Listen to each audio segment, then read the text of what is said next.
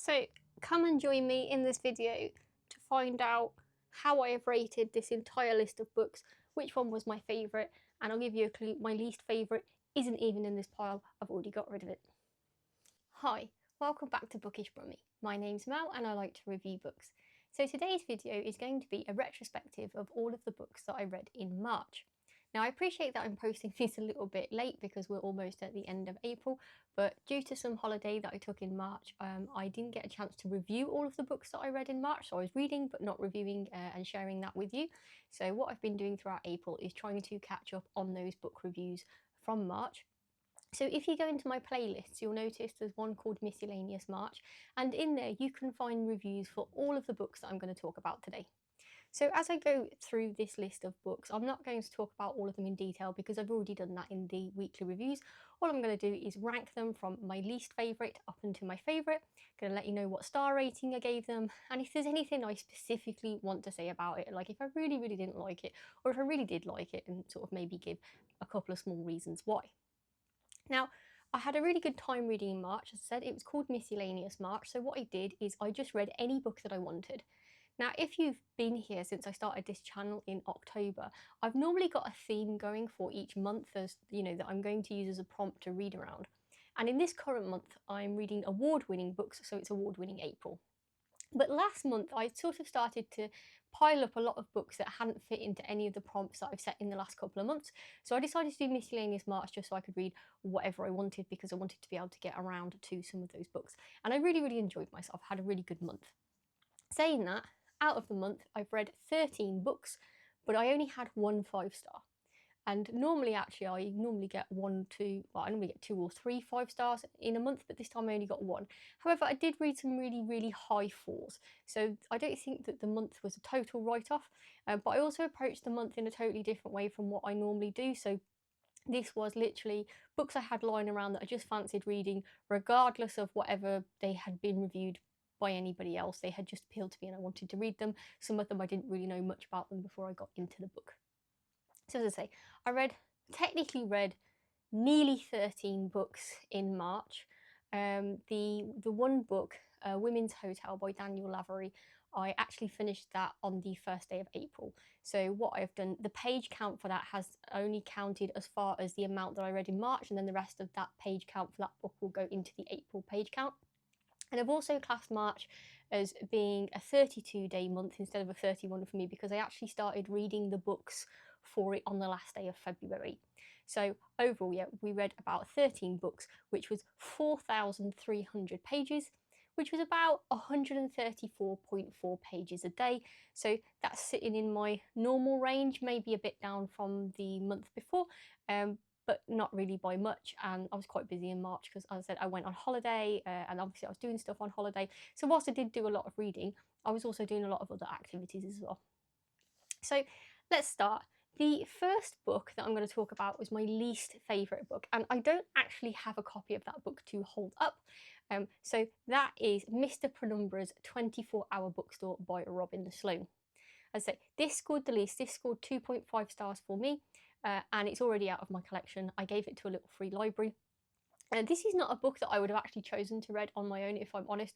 I read it because my book club had selected it, so I sort of had to read it in order to go there and join in the discussion.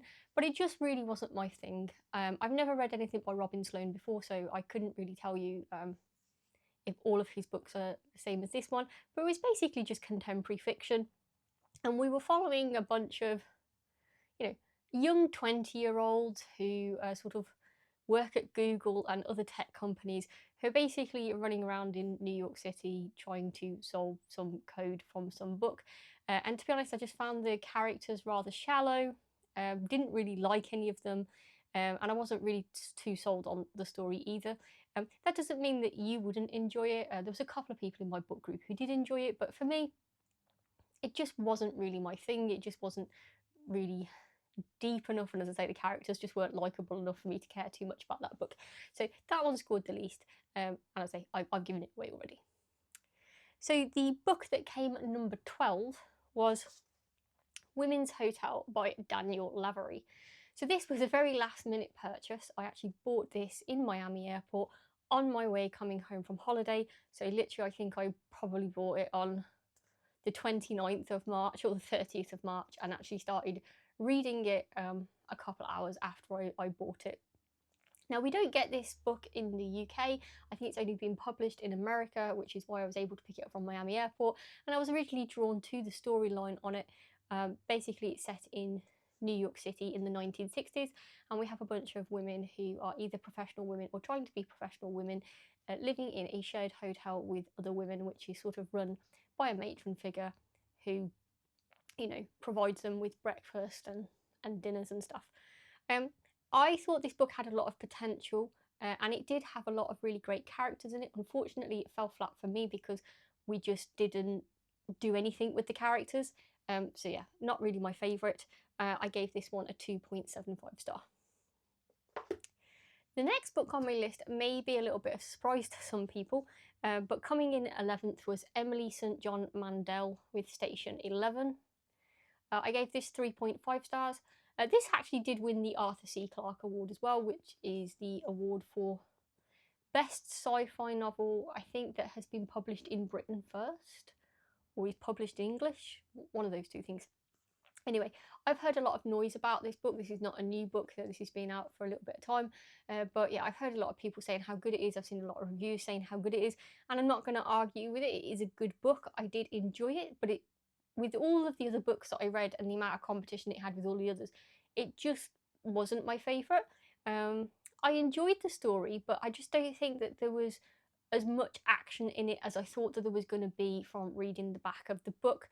Like, it's sort of set in a flu pandemic, but we say that, but then actually that pandemic has already happened, and this is set in the apocalyptic world in the future after that pandemic has already happened, and it's just basically people reminiscing on what the world used to be like, and then trying to get to grips with what the world is like now.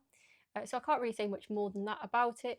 There's some nice imagery in here, and it's written nicely, but it's just, yeah, just wasn't my favourite with all the other books that I read this month.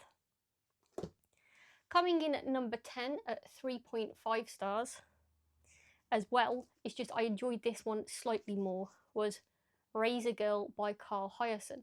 So Carl Hiaasen is kind of known for writing entertaining novels that are not really that deep. They're comedic. They are basically just characters who probably wouldn't really exist in the real world.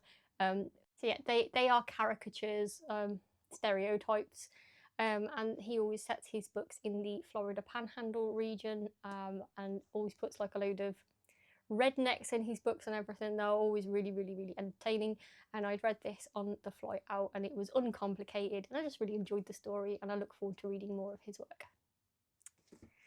Coming in at number 9 is another 3.5 star book, and this is Fredrik Backman's Anxious People. So this has been on my radar for some time to read. And again, I feel like this book has been quite divisive. Some people really, really like it, and some people really don't like it. I neither feel one way or the other about it, to be honest. Like, it was an enjoyable read, but I have read other Backman books that I think I prefer to this one. This is probably my least favourite one. And I think the reason for that is that I felt all of the characters seemed very much the same. Whereas in previous books that I've written by Backmans, like Britt Marie was here, you have this really wicked sense of humour that's sort of written into the one particular character, and I really, really liked that. But in this book, I kind of felt like he was trying to write it into all of the characters, so they all started to become like the same to me. However, I did really enjoy the story, so I'd still recommend this book, especially if you're a Backman fan. Coming in at number 8 with 3.75 is Wild Dark Shore by Charlotte McConaughey. So I received this for my birthday actually while I was away on holiday. I had asked for it because I had looked at the books that had been put on the Women's Prize for Fiction long list, and this was one of them. And I thought the story sounded really interesting. So this is sort of set on a stranded remote island where they deal with a seed bank on there, and I've never really sort of read anything like that before, to like green issues, you know, to do with like biodiversity and global warming and things like that, which is kind of like what this novel is focused on. I really enjoyed this novel. I thought that the imagery created in it was really, really, really good. It just fell down a little bit for me because I didn't find the characters believable, if I'm honest. Like, I felt that the characters could have been developed a little bit more, and I felt that they were sort of acting in the way that the author wanted them to act rather than in the way that I thought that they should act based on what we knew about them. That's all I'm really going to say about that one.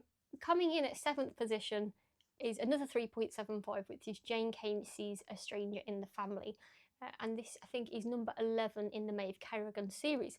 I absolutely love the Maeve Kerrigan series. I have read them all.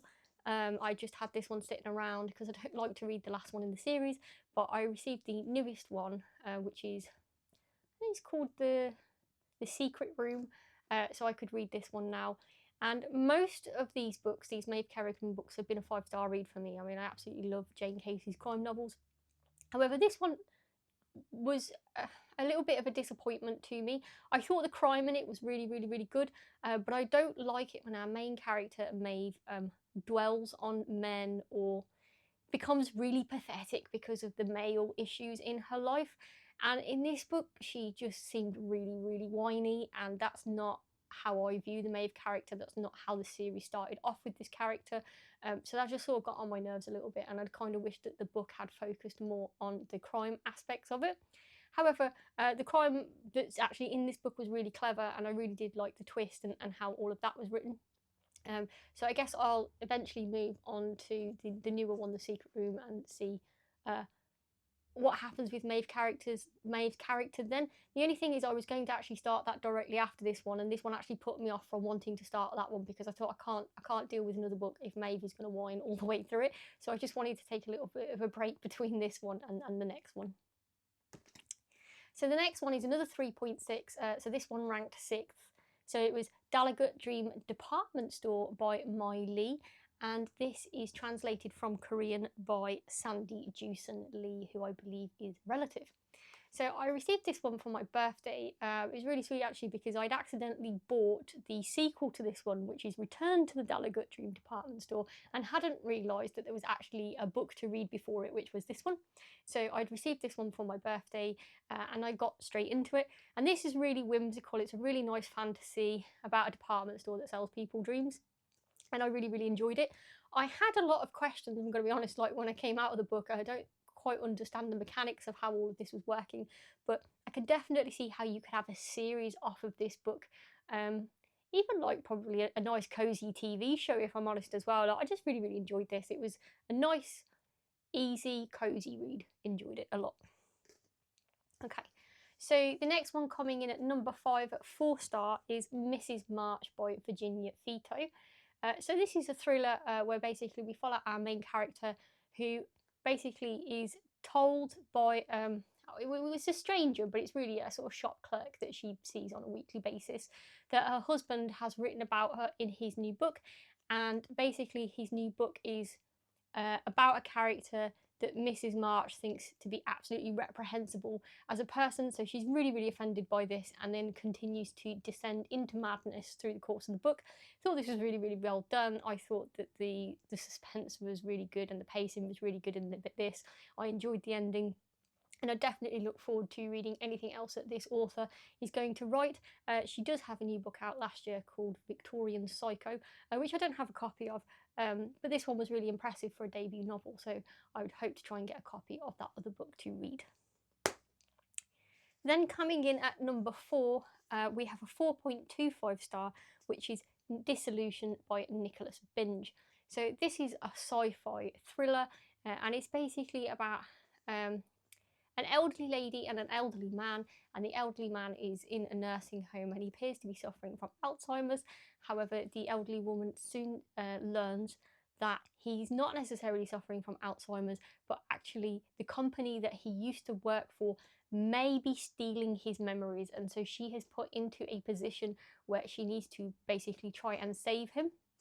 This is really interesting in the way that it's done, and I thought it was really, really clever, and I enjoy books that investigate topics of memory and also collective memory, how groups of people remember together, which there is a little bit of in here, because obviously you could say that for husband and wife they would collectively remember instances of events between the two of them as well. So yeah, I really, really enjoyed this, and I would want to read more of Nicholas Binge's stuff after I've read this. Next, coming in at number 3, at 4.5 star, is Maggie O'Farrell's Instructions for a Heatwave. This is the first Maggie O'Farrell book that I've ever read, and I absolutely loved it. I thought it was great. This follows the Riordan family, and basically the father of the family goes out to the shop one day to get some stuff, and he doesn't come home. And essentially there are 3 adult children and the mother, and they're trying to, investigate why didn't he come home, where is he, and of course there's loads of family drama in this, and there's loads of family secrets that come out. And yeah, I just thought this was a really, really good holiday read. I took it on holiday with me. It was a good beach read, family drama, contemporary fiction. Definitely would recommend this book, and I've since bought some more Maggie O'Farrell books and put them on my shelf ready to read because I really enjoyed her writing style. Okay, coming in at number 2 is another is a 4.75, is The Vanishing Half by Britt Bennett. So this was the Women's Prize, well, it wasn't the Women's Prize for Fiction winner, but it was shortlisted in 2021. And it really, really earns that shortlisted place. I think this was a really, really good book. I enjoyed this.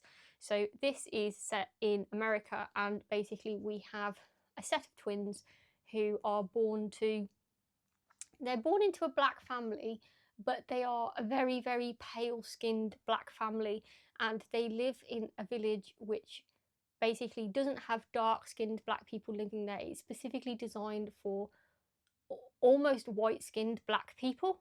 And so our twins sort of have the capacity to pass as either black or white, you know. And so this is set, I think it was in the 60s, if I remember rightly, when there was segregation in a lot of society, segregating black people and white people.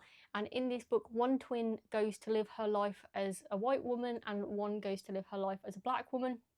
And we follow both of them and just see, what kind of hurdles they come up against with the choice they've made as to how they've chosen to identify themselves publicly as either black or white. But we also, have to think of questions like identity, not just your identity to other people, but what is your identity to yourself, even if you've told other people something different. And I really, really liked the themes of this book and the kind of questions that you sort of started asking yourself while you're reading this book. It was a really worthwhile read. So coming in at the top spot is our 1 5-star read, which is The Lacuna by Barbara Kingsolver.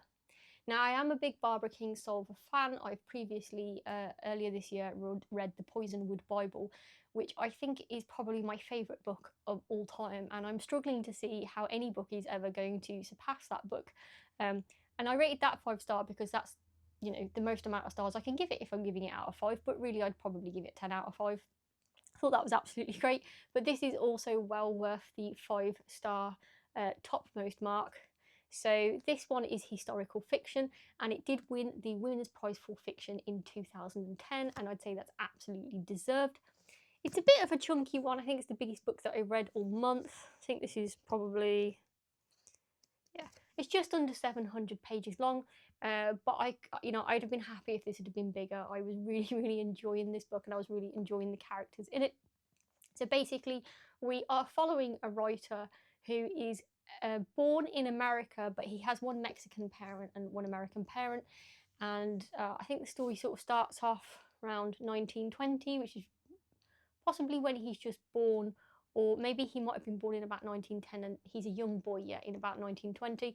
So the story sort of starts in 1920 and then goes off into the 30s and 40s. And basically we are sort of post-World War One and post-World War One, pre-World War Two, and then post-World War Two. So he has the identity of being half American and half Mexican. And then in his early young life, he then moves to Mexico, and he ends up sharing a house with the 2 known artists, Frida Kahlo and Diego Rivera. And during that time, they take in and host Leon Trotsky, who is a revolutionary from Russia, a communist revolutionary. And so he ends up living with them for a few years. And then obviously World War II ends, and we have the McCarthyism era in America. After he has moved out from the artist's house, he then essentially ends up moving back to America. but he comes under scrutiny during this time because of the McCarthyism era. So this is like a really, really interesting book. I feel like Barbara Kingsolver did a lot of research into this era and into the artists as well, Frida Kahlo and Diego Rivera. I didn't know too much about them when I started reading this book, but I actually started trying to look up facts about them online as I was reading this book, and it seems that Barbara Kingsolver, wasn't far wrong in some of the stuff that she was putting in this book, so it was all pretty accurate. So yeah, I thought it was a really, really great read, and it was also really informative, as a lot of Barbara Kingsolver's books are really, really done well, and I always recommend Barbara Kingsolver to everybody. I think she's an absolutely brilliant author. So yeah, I had a really, really good reading month. I've read an absolute range of stuff, to be honest, from a variety of people, and I've also discovered some new authors this month as well that I have never actually read from. So yeah, let me know in the comments down below if you have read any of those 13 books that I've read this month. Which one was your favourite? Especially interested to know what people think about The Lacuna by Barbara Kingsolver. At this point now, I have read The Lacuna, Demon Copperhead and The Poisonwood Bible, and every single one of them has scored a 5. So I'm hoping in a challenge coming soon, then we'll get to read some more Barbara Kingsolver, so I'm really, really looking forward to that. Thank you for watching this video. If you've enjoyed it, please press the thumbs up button, and if you'd like to see my future content, please press the subscribe button, and I'll see you soon. Bye!